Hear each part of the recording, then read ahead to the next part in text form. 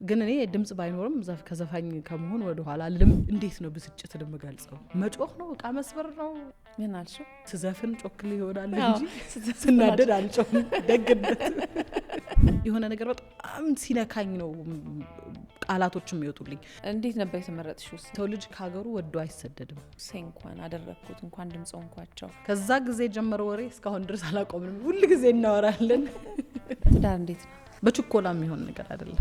መልክ ምናምን ብቻ አይደለም። አብረሽ መኖር ስትጀምሪ መልኩም ይለመዳል።